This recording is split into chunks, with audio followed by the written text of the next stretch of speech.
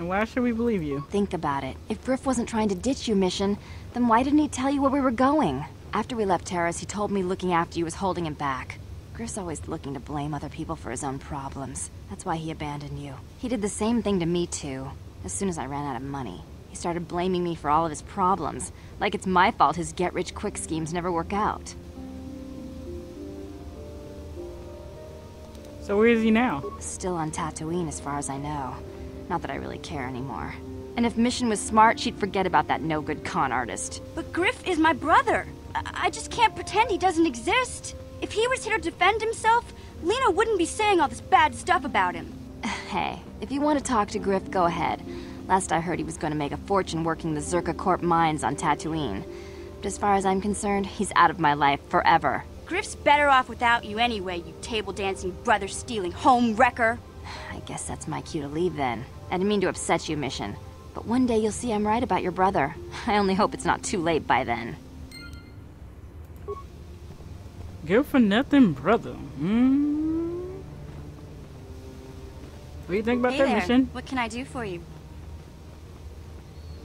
Don't tell me you believe Lena's lies. Griff might be working as a miner on Tatooine, but the rest of her story is bantha poodoo. You can't trust someone like her. At least Griff's free of her clutches. I'd like to go speak to the Zerka Corp rep on Tatooine if we have time. Maybe I can arrange to see my brother again. We'll find your brother, trust me. I just hope he's not in any kind of trouble when we do. Okay, you got anything to How say? may I be of assistance to you, Padawan? Whenever we can talk. What is it you would like to speak to me about? Are you doing alright? I thank you for your concern, but I am still a bit shaken. Perhaps you just need more time. More time would do me good. Time to distance myself from that anger. I think that is why the Council agreed to send me with you. They think, perhaps, that in your company, I will be able to free myself from it.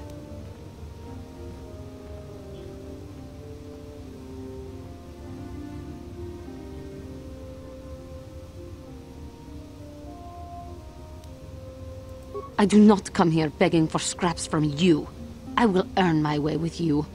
You will see just how valuable I am. Oh, did I just piss her off? How may I be of a... What is it you... How I came to be a Jedi? I am sure you would not find it very interesting. Are you sure you would like to hear?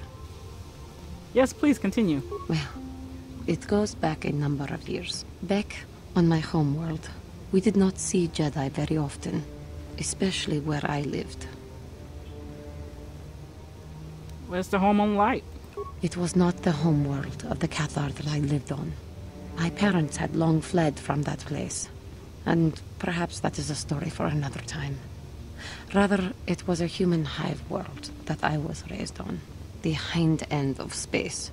A pit of a world, to be sure, where Jedi rarely tread. But we had heard of them. Well, everyone had, so that is not to be unexpected. Champions of truth, defenders of justice, heroes of the Republic. It was very easy for a child to be enthralled by their image, their mystique. Maybe I was one of those children. Did you meet a Jedi? Yes. Yes, I did. When I saw a Jedi for the first time, they lived up to everything my imagination had created them to be. I was awed, and maybe a little enamored. They were quite striking, especially the tales of their leader. From that moment on, I knew that I would have to try to become a Jedi. To lift myself out of the rut I had been living in for years, and to make a real difference, as the Jedi wore. The foolish delusions of a child. But this child made it happen. As soon as I was able, I left my world and went in search of them. I found them and was accepted. I had been living my dream on Dantooine for several years before you came, although perhaps I was not entirely ready for it, or not completely suited to the task. Otherwise, I would not have fallen. But thanks to you, I have been redeemed. Perhaps I may yet live to see that dream of mine come true. Come, there is much we should do. Let us not waste time talking. Action is what is needed. Okay, probably gotta talk to her a couple of times. Missions, brother, on the other hand, we be going there next anyway. So let's bring somebody else in the party since we have missions, her missions up. So let's see who I should bring. I still need to talk to you. What about you, Karpyshyn? Let me see.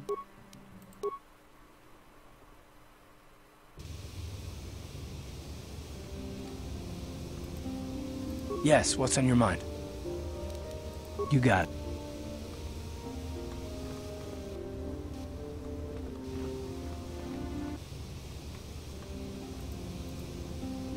Yes, what's on your mind? Dantooines? Well, that's all I... You got it. Okay, got nothing else to say? How may I be? What is it you would like to speak to me about? Of course. Okay, she's done. See if anybody else is ready to talk.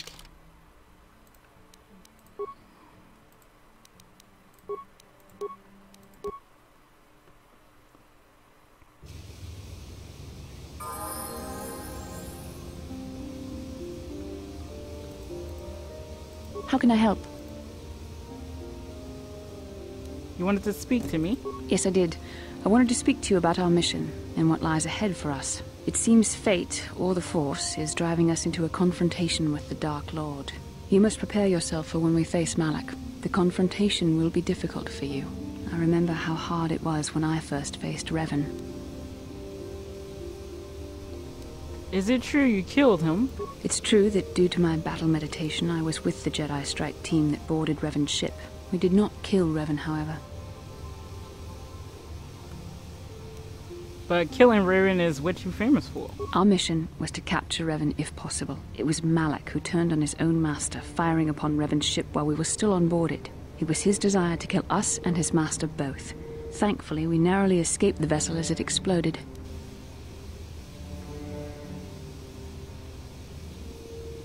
So Malak did your job for you. As I said, we were there to capture Revan alive. The Jedi do not believe in killing their prisoners. No one deserves execution, no matter what their crimes. Remember that Revan and Malak were once great Jedi, heroes in every sense of the word. They demonstrate the danger of the dark side to us all. I'm sorry, we really shouldn't speak of this anymore. The memory of my confrontation with Revan is painful. Let's return to the mission, please. You want to talk about it, woman? Yeah, what do you want? You want to hear tales of my exploits? Of the wars I've seen and fought, the enemies I've seen die by my hand? Sure, I'll humor you. My name's Canderous, of the Mandalorian clan Ordo. I've been fighting across the galaxy for 40 of your years. For my people, it is the honor and glory of battle that rules us. It's through combat that we prove our worth, gain renown, and make our fortunes.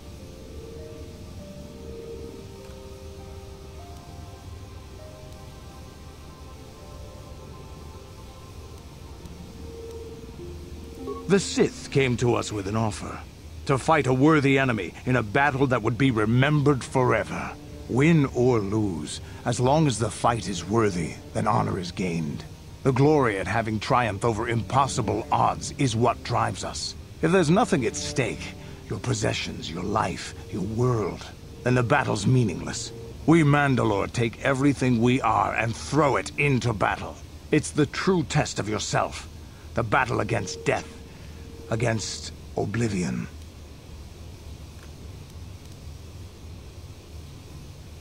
You seek death? All life dies eventually. A true warrior is one who can beat it down whenever it raises its head. But times have changed now. The Mandalore clans have been scattered across the Outer Rim. The Republic is in decline, and the Sith Empire rises to take its place. The clans as they were aren't a threat. But the galaxy still fears us. Ha! People think we war out of spite or bloodlust. They don't understand, and fear that. We only wanted the challenge of the battle, and glory from it, win or lose. And we lost. But now I have no real challenges. Crushing Davik's enemies and the pathetic gangs in the lower city of Taris could not be considered the most glorious of tasks. When I think of the battles I've fought, the thousands I've killed, the worlds I've burned, I weep for my past. We will never again speak of this. We've got work to do, so let's get to it.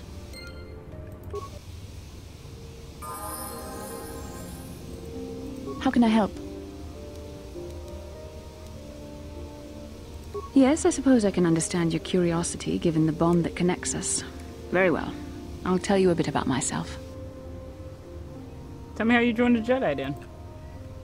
I was found to be strong with the Force at a young age, as most Padawans are. As a girl, I was given to the Order to be trained. When I joined the Order, I left my family on Tal Ravan, as all Padawans do. My family is still there, the last that I heard. I've had little contact with them, as it is discouraged.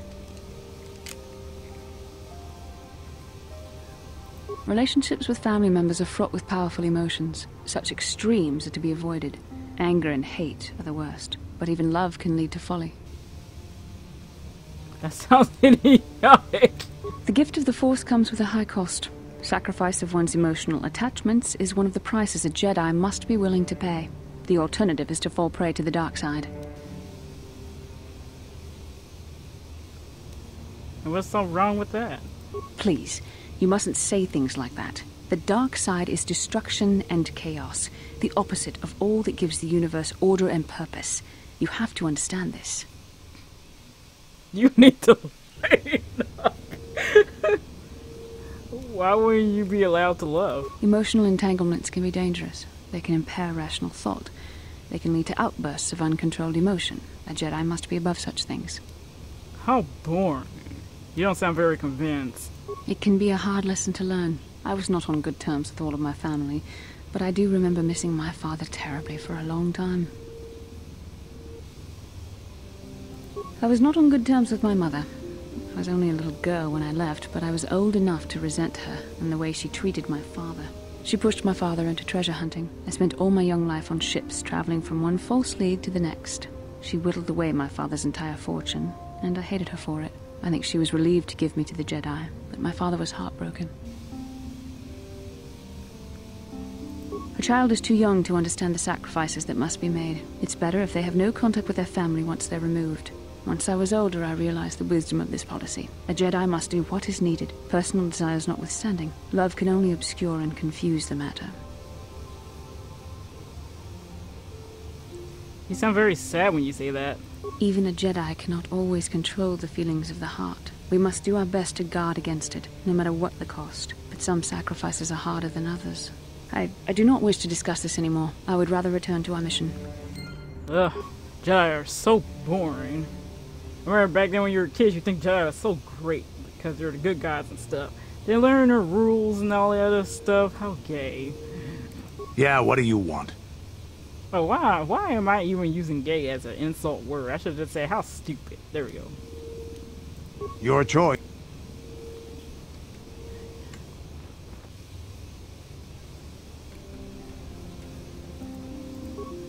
How can I help?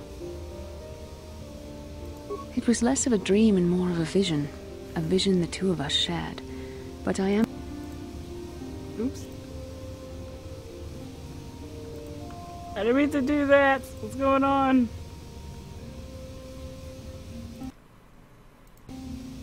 There we go.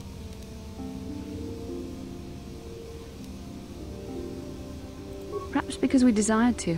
Perhaps because they came to this planet and were strong enough in the Force to leave a trace.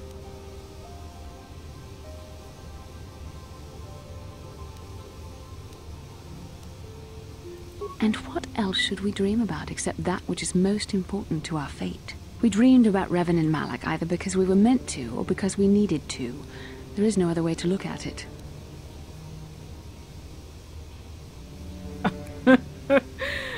Oh, the way BioWare writes some of these things in here, it's so mean. Are you wondering why we shared the vision? Or why we even received it in the first place? To the first, I can only repeat the answer that the Council gave us. Our fates are linked. And for two as strong as we are in the Force, that amounts to a near-physical bond. As to the second, I truly don't have an answer for you. The Force works as it will, and perhaps we should be grateful for what we've been given. But how did our fates become linked? I don't know. Believe me, I certainly don't find the prospect of being joined to you enjoyable in any fashion. Believe me, the feeling's mutual. Then perhaps the sooner we see to our destiny, the sooner we can proceed on our separate paths. That seems a logical solution, no?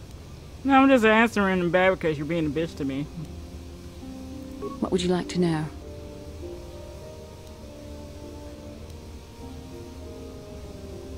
I have no idea. It was obviously important, however. That is why we must investigate this further. With luck, we will. I would rather not rely on such visions to guide us, but when we have so little else to go on, and the galaxy hangs in the balance... I have no idea. It was obvious... Perhaps because we desired to. Perhaps because... That would not be my first choice either, but choice appears to be irrelevant in this matter. We dreamed about Revan and Malak either because we were meant to. As you wish. Alright. That's it for both of them. Ah! What? Yeah, I don't think he wants to talk anymore. Yeah, what do you want? Your Okay, I think I talked to everybody. Koth don't want to doesn't want to go on anything. I don't think the robot has any special meanings. So talk to me. We're gonna look for your brother mission. It's gonna be awesome, right? Gonna be amazing. Can't wait to get a double lightsaber. Oh yeah. How you doing? Okay. How much is it? Well, maybe I should just stop here because I was trying to get everybody's little backgrounds going, so we can, so their stuff can be unlocked. Where's that room he's in? There he is. Yeah, go be building stuff.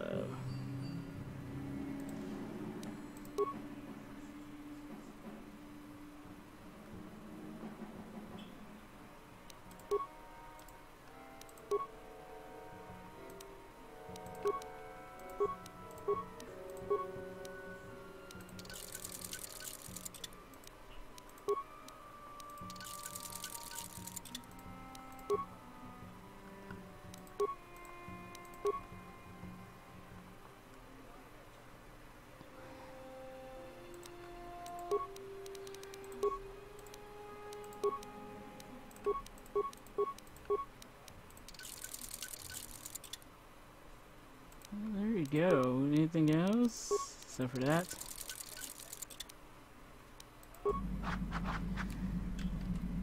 The heck is that? Okay, so we're done here, guys. I'm gonna go to the front and we will see you in the next part.